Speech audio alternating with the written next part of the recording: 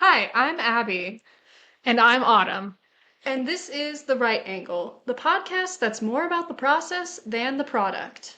Together, we bring a mix of creative energy and critical thinking to everything we do, whether it's fiction, essays, or in today's case, journalism. And today, we're joined by someone who lives at the intersection of music and media. Please welcome our guest, Lucas. So, Lucas, thank you for being here. Let's start with your origin story. How did you first get into journalism, and what came first for you, music or writing? It comes into how you properly define like getting into music or journalism, because I feel like our culture that we live in is a very music-based culture. You can't really live in it without music, and the people who do live in our culture and dislike music are kind of weird, for lack of other words. But I do think into actually wanting to approach either one as a career, I got into journalism first. I took a class, had a teacher back in high school who was really, really good at teaching and actually respected their students at the time as people, which is really big in high school where, not that it's necessarily a thing I think any teacher tries and goes out to do. You're not really treated as a person at that age because, I mean, why would you? You're a growing adult, not an already adult. But it really stuck out to me that she did, and it made me get into the field faster. And then I also liked some of the writing strategies that go along with journalism. It's a similar but a bit different process than other writing, such as, your academic or creative. To kick things off with a little bit of fun, what's the most surprising story or topic you've ever found yourself writing about? Well, it sticks out. Last semester was just actually pretty recent to have something to talk about, but we had the street preacher come in here, build up a crowd because they were saying unfavorable things about people and groups, and we didn't have anyone else on the Antelope staff covering that, so I just picked up another story that week because I'm like, this is an interesting thing people are riled up about, which I look back, I wish I would have gotten time to actually talk to Matt Borgalt, the guy who did come in, but they were surrounded and not approachable, both as a person and just because of the environment. But I got a good story. I talked to the police officer was there and then a couple students, and it worked well. Yeah, it sticks out to me. Yeah, for our viewers who were not here when that happened, could you explain a little bit what made that story so surprising? Well, it's not something that happens a lot on campus, and it had been heard about because there were several days in a row that they visited because just the day before they had Matt Borgel had visited the union and no one was expecting it, but I remember going to my room and having my roommates come to me and be like, "Did you hear or see anything about this guy who came? He's saying some like really crazy stuff about people, really offensive stuff, and they're upset about it, but I'm just curious wanting to cover it, so I make a point I want to see him the next day, and yeah, that's what I did. I just took some time out of my day to go watch this guy for a bit, get some interviews and write about that experience. Do you also mind explaining what the antelope is for listeners who might not know? The Antelope is a newspaper here in town. It's technically a school newspaper, but we're not actually paid for by the school at all. We are our own organization. We just, have our placement here at UNK because it's a place where we can find journalists. There's also an opportunity to get some credits working for the Antelope for majors, but that's run through a different advisor than our actual editor in chief for the paper, just so that we don't run into conflicts of interest when things need to be covered. For instance, the budget cuts just first got announced. Was that last year? I remember writing a column about the kind of whiplash and silence in the music and just in all fine arts building departments. after that news dropped and how people were all worried about their majors being cut, and it was quiet and really just kind of a devastating morale thing to the campus community. And that's the type of thing we wouldn't necessarily be able to run if we were purely school sponsored. Nice. Every story starts somewhere, but finding the right one and knowing how to tell it is a skill on its own. Yeah, so let's dive into what that process looks like behind the scenes. So you kind of already talked about this a little bit, but how do you identify a good story or angle, and what helps you decide what's worth ditching or pursuing?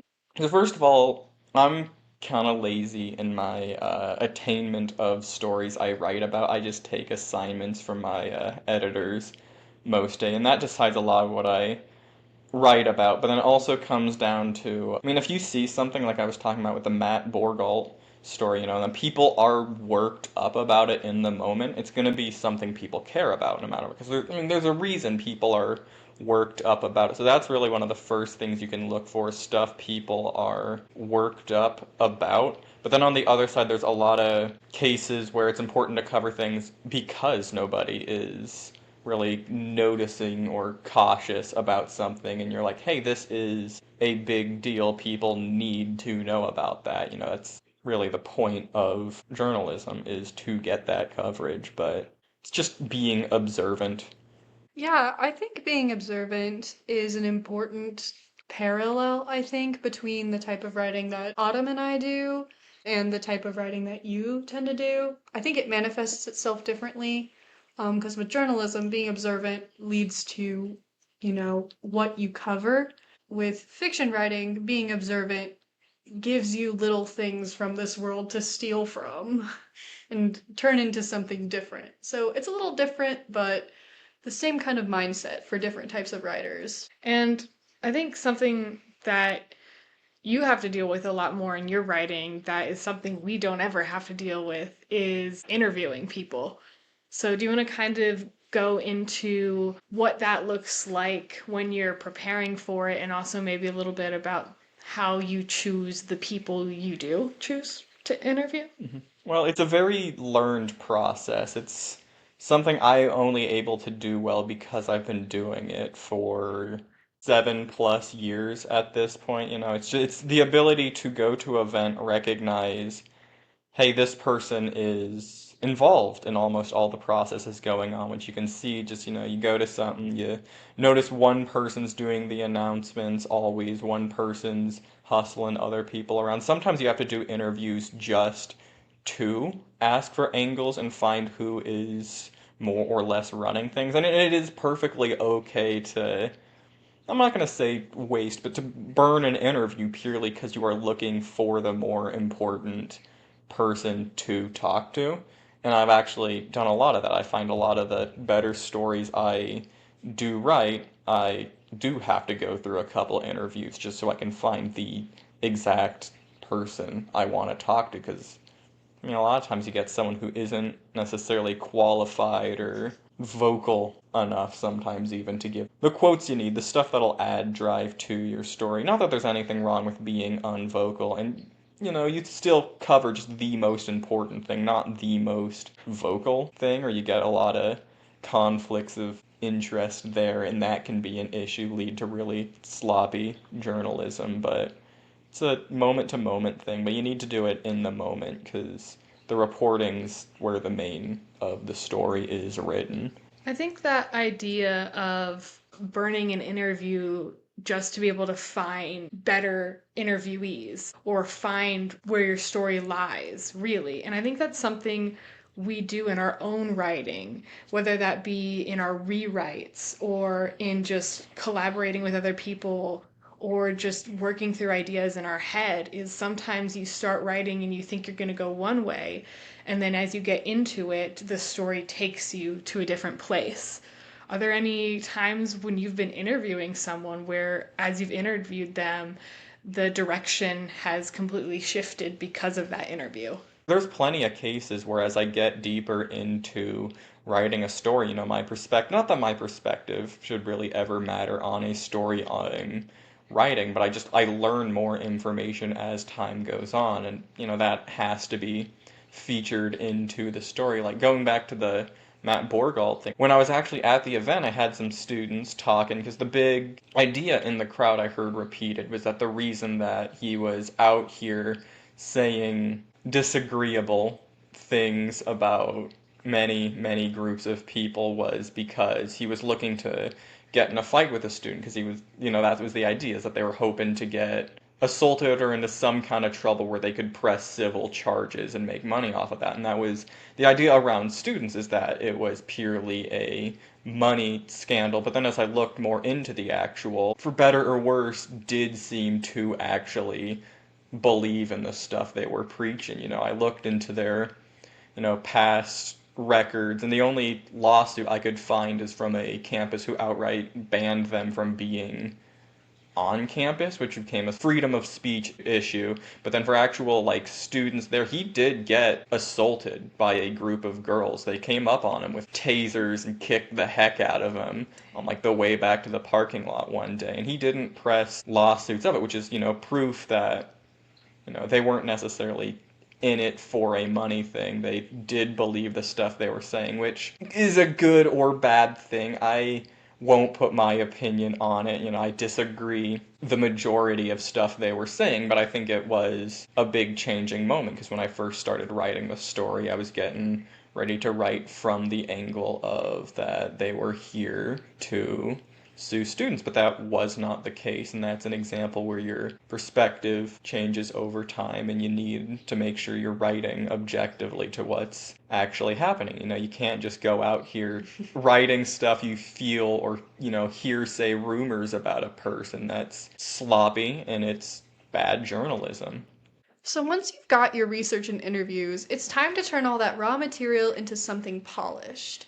So let's talk about what the writing side of journalism really looks like.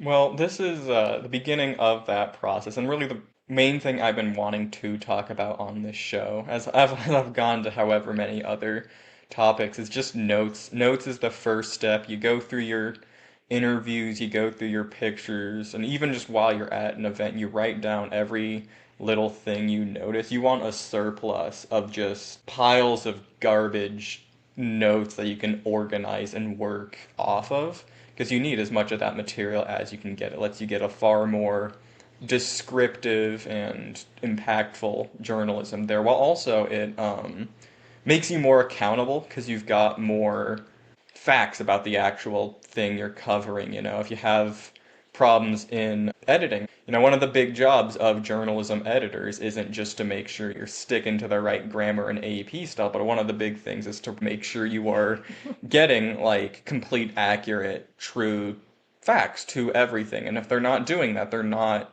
a good editor. As a journalist, your best friend is your editor. They're the ones that are actually making your story good and worth reading. But anyway, going back to it, the first and most important part to journalism writing, and I think just writing in general, it applies to all other types of writing, is you start with notes, just every little idea you have, and you organize it. And I know people who don't write their notes, and it affects their actual writing abilities. They write slower, they don't write as well, they have less to go off of, they're not able to get their ideas together, and then they don't have something to fall back on if they need more material or some of their material gets questioned. The big thing is you just make a long page of notes. You find your important facts and quotes. Usually your lead quote is the most important thing, and you start structuring your story around that, being able to just connect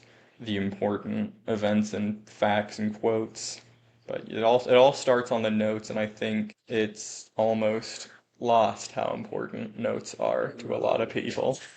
Yeah, you actually hit on a concept we will talk extensively with our next guest. Little teaser here. But you've kind of hit on this idea of being an outline writer versus a discovery writer. And I do agree. I think, especially practical writing in the sense of academic writing, journalism, being an outline writer is very important. I think you can get away with more discovery writing, so just kind of going and fixing it in post when it comes to fiction, more so than anything else, because I mean, you're making it up, but I can't imagine writing a journalism article, well, first of all, in the first place, but without an extensive set of notes. Anyway, leading into this, the actual body of your articles, once they're written out, how do you organize that? So going into that, it really depends on the length and type of the story, its importance or how much entertainment value it can have beyond the actual news to your chosen way of formatting the story. But the most common one is the inverse pyramid strat, where you're going to take your notes and you're going to structure them from the most important thing to the least important thing, because there's actually a study done. They put eye trackers on people while they were scrolling through and reading through online news stories, and they found that typically people only read the headline in the first 50 to 100 words of a story, which means it is pretty much essential that you're able to wrap up and tell your story more or less within that time frame of just the Wow. headline and your lead and lead quotes and then maybe a little information. You don't really want to get immediately into the nitty gritty of what a story's about there, which is part of the function of the reverse pyramid, which is called that because you measure the importance of each of the quotes, and then the thickest stuff is on the top. But it also serves the function of, one, it puts all the valuable stuff on the top, which is important to people, but it also serves the function of making your stories easier to format to pages. Because if, say, your story's a bit too long, it's easy to cut stuff out because you just choose the stuff right at the end. Same thing to actually concluding a journalism story. One of the most common ways that journalism stories end is just list off till you're out of useful facts about the story to use, and then boom, you're done. That is what you do. You just kind of trail off in the end. The other way is you wrap it up the same way you would with like academic writing. But there are other forms of journalism writing, albeit, as I said, the reverse pyramid is the most common form just because it is so essentially functional. But on the other side, for more intriguing stories, you will also have a mini inverse pyramid that covers that initial lead and lead quote little summary of the story. And then you go from the less important facts back into the more important stacks. And that has a way of keeping people more invested on the stories that are more, worth investment and have entertainment value to them. It's just different forms that have different functions for the audience and writer. That's really interesting because that's not something I knew. And I've read lots of news articles and just scrolling past, and I find myself doing the thing where you read the headline in the first like 50 to 100 words. And if it's really, really interesting, then I go into it. It's almost like a hook or an attention getter to keep your audience reading. And for us, when we're working on fantasy and narrative writing, we very much focus on the narrative arc where we build up to a climax. We don't usually put the most interesting things first.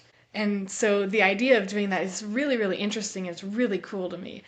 Something that both journalists as well as authors with publishing contracts have to deal with is this idea of deadlines, and yours typically happen a lot faster than ours would be. So, do you want to speak on writing with tight deadlines and how that has shaped your process? Well, the biggest thing, or mostly advice I can have there, is that efficiency is the name of the game when it comes to hitting deadlines. And sometimes you do need a deadline extension, which is a bit more room to do now that we live in the digital age and we can have digital releases of the story. But you want to make physical releases and deadlines as much as you can. But really, it's efficiency and having a set plan and strategy of how you're going to go at a story before you even start writing. Having a step to step. Like my personal step to step is, I have my initial coverage of the event where I go, I report, I get all my facts, I have my word vomit into my notes,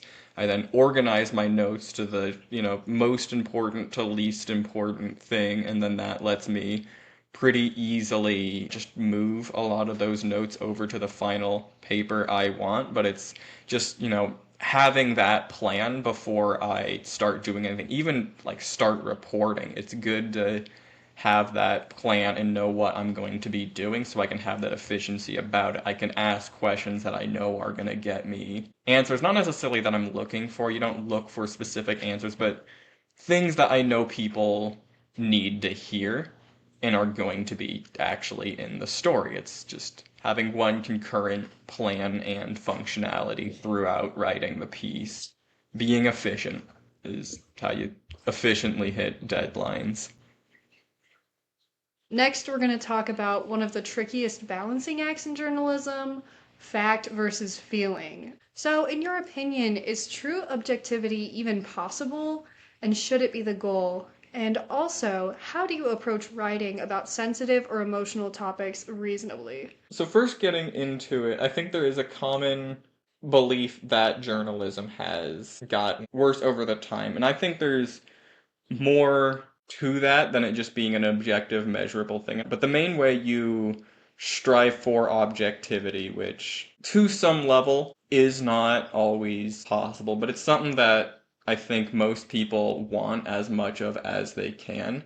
But really, the main way to do it is you don't cover stories that you have any involvement in whatsoever. You never ever talk to people, you never ever write about things that involve you in nearly any way, which isn't always possible. There are large things that get covered that affect everyone, but like on the local level, if there's an event that needs to be covered, it's getting assigned by editors, and you have anything at all to do with that event, the first thing and something you're more or less obligated to do as a journalist is tell your editors, hey, I can't cover this. I am involved in this event. There is a conflict of interest to me covering this. And that's, I think, the reasonable, respected thing to do as a journalist. And it doesn't always happen, and it's not necessarily always needed, especially for things that don't have a massive amount of importance. But yeah, I think it's important to mention too, there isn't intentional bias a lot of times in things. It's just kind of something that unintentionally happens, which is why it's important you just completely separate yourself from stories you are involved in any way, or even then, have your story go through maybe an extra round of editing or so, just so that people can look at, every little thing you say and be like, this isn't completely objective, this feels a bit opinionated. How do you know exactly this? You may want to word it a bit differently, which is an important thing to do. I think there's also a lot of value into covering the exact facts. It's why quotes are so important in journalism, is because it gets the exact words of the person, and you don't ever change any of those at all, which the whole point of quotes. But it holds you to the objectivity of the exact environment. I think there's also an importance to interviewing people who are qualified to talk about the thing you are talking about, which sometimes that is a level of a judgment call as a reporter. When you're talking to people, is knowing, hey, is this person I'm talking to qualified to be talking about what they are talking about? And that's a judgment call you need to make to be able to hold objectivity. Same thing, sometimes some sources are extremely biased, and if it's biased enough, you might also feel the need to interview an opposing bias in your sources, but it's a lot of just judgment calls that happen in the moment to be able to hold objectivity in your writing. I think you touched on this a little bit, but when you're dealing with this objectivity when interviewing people, how do you handle when such strong emotions and strong opinions come up? And how do you decide what to quote directly or what to paraphrase or what to just simply leave out? Do your own fact checking in the stories. I had this, oh my golly, it's one of the worst sources I have worked with. I don't think I included any of their quotes whatsoever, but I'll just say it was the banned book reading, and afterwards, one of the I forget if they were a librarian or a professor, but they were talking to me and they were talking about movement for books to be banned, not banned, burned outright in another state, which is like an extreme drastic thing. She was very emotional about it, as you should be. That is a very huge call. But then, I'm like, I need to fact check this before I can include it in the story, which is really something I wanted to include in the story because that's like a big, scary thing to be happening there. That's literally your Fahrenheit 451. But then looking into it, one, they didn't know which state the quote, of legislators came from that she wanted to quote in her talking. And then the other thing is what she had heard was also taken very out of context where the person didn't necessarily like they did say the bad things that they did want to burn specific books, but it was said in reaction. It wasn't said with legitimate intent to burn said books, but it had been taken out of context everywhere on the internet, which does happen, and I think there's an interesting case to be made on context and quotes on the internet, especially when sources say things that aren't necessarily true and having the judgment call of, hey, do I cover this? Do I not cover this? Because that objectivity of, this was a thing said, do I put it out despite it being or not being true, caused the initial dishonesty that had led the quote to get to me in the first place. And I think there's failure in that sometimes, but it's purely just a failure of judgment calls. Yeah, so to get back to something you were talking about earlier, so journalism isn't happening in a bubble, it's constantly evolving with the world around it. Definitely. So let's zoom out and talk about what it's like to be a journalist today. So I talked a little bit about the belief that journalism has gotten worse at the time, or just the fact that there's more distrust to journalism in the modern day than there has been in the past. I don't know. I have an opinion on it that I don't think that there's necessarily been a large change in how journalism is being done. Instead, there's been a large change in how journalism is being received, and it causes a feedback loop within it. There's a lot of politics specifically to call specific journalism good or bad and dismiss stuff as, truth or not because of what's actually in the story, but just because of whether it aligns with what you already believe or not. And I think that happens a lot and causes a lot of sources to get completely dismissed when they otherwise wouldn't have in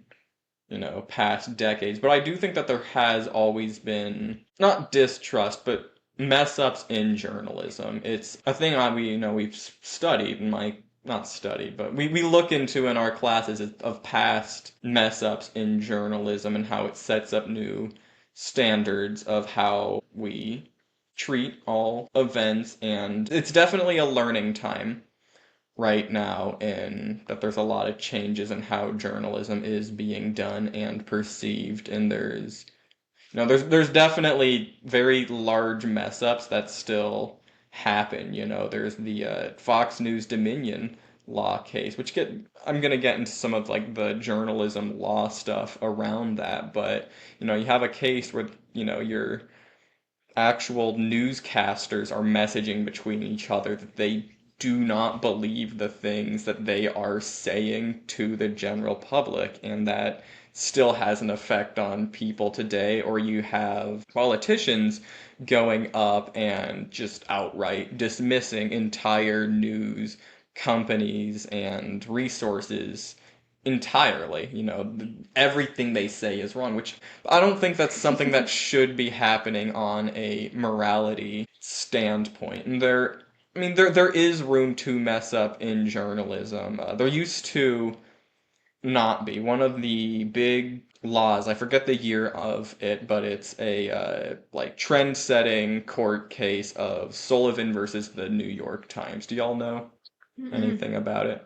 But before this case to be tried on libel and slander, you say something false, all that really needed to be proved is that you said something false and you could be sued on that grounds, which I think it's important to remember that typically journalism crimes they're civil crimes, they're usually handled monetarily. Now there are issues where things, get into criminal court, but it's usually a civil court thing. But the issue about the old system, because, I'm not saying ever a company, not news company, should be able to just say false information. That's bad, not a good thing at all. But one of the big things that was in the old court system pre Sullivan versus New York Times is if you did coverage of a wealthy or rich figure, they could, get people or just poke holes in the story, which happens, and just with that, they could just sue your pants off, even if you truly were doing good journalism and it made important and powerful figures nearly untouchable. But that court case established that to be sued for libel or slander, you need to have actual malice get established in court, which is that they can prove you intentionally put out false information with the intent of hurting the name of the thing that you hurt, which I think, it's very similar to mens rea in criminal court, criminal intent. It's something they have to prove to prosecute and sentence people is that they intended to commit the crime that they commit. And it's good that there's a standard there, but the issue is currently it's also very easy to play ignorance to actual malice and get away with some stuff that in past times you necessarily couldn't get away with. And it's definitely a balancing act to where you don't want to not have those laws because you get into scenarios where the rich and powerful are untouchable through journalism.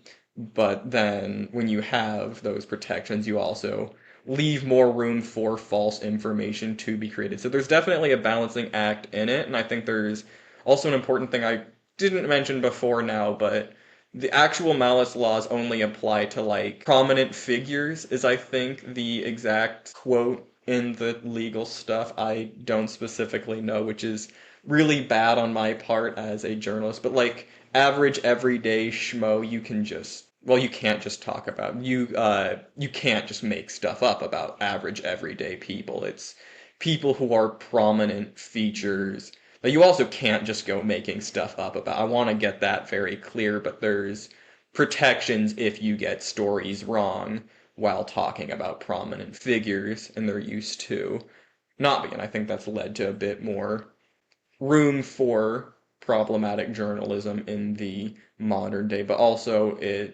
that room for problematic journalism in the modern day and that potentially being taken advantage of and exploited has led to also just a lot of call for all journalism to be considered non-valid, especially if it doesn't agree with your preset standpoints. But I think there's more nuance into the talk than most people naturally derive. You kind of talked about the name of journalism kind of being talked down on right now. Can you speak a little bit, in case we have any listeners who are considering going into journalism? Just what skills do you think are essential to becoming a journalist? And why do you think it's important for people to go into? I think it's one of many, many reasons it's important to get into is as we move into the digital age and it's easier to have fewer news companies and teams doing more work across a greater area, we've definitely seen a decline in local issues and coverage that is able to happen because it's just not needed. And if it's not needed, no one's going to be paying or funding it. So it's harder to get working in there. First of all, good for you if you are wanting to get into journalism. Really, really go for it. It is a valuable thing and will always be a valuable thing. It's one of the things that a lot of journalists get all high and mighty about is that our occupation is the only occupation that is guaranteed in the Bill of Rights. The freedom of the press, and that like that's how important it is. So it is an important job, but it's becoming easier and easier to automate, just as any other job is getting easier and easier to automate. So it's getting harder to work in this field, but it is important to do. And I think the most important skill and trait for getting into journalism is just to care about your community and the stories you're covering. They have to actually matter to you.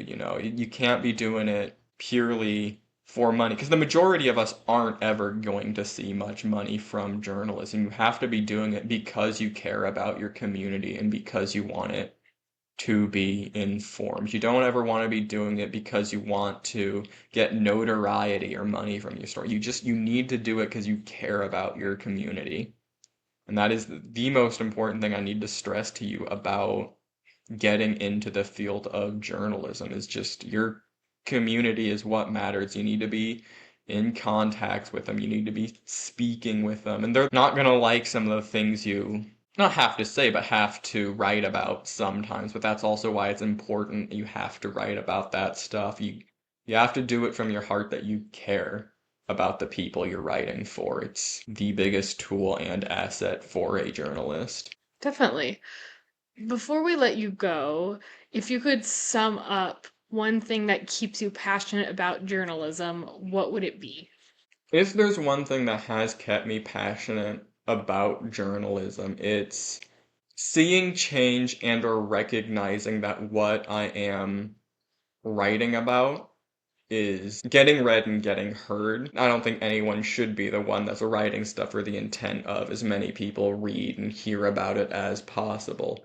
But instead, I think it's important to me that what I am writing about is important. That's the main thing that holds my passion towards journalism is getting to go out and talk to my sources where I feel like I learn more about my community and events going on and just people than I would otherwise. If there was one word into what keeps me motivated towards going about journalism, it's just people. I put value into the people I'm talking about, what they have to say, and I think just experiencing that keeps me motivated. Once again, we'd like to thank you, Lucas, for coming on the pod, sharing your very important experience with the world. So that wraps it up for today's episode of The Right Angle, where we know the real story is in the process, not the product. Until next time, write boldly, revise gently, and stay weird.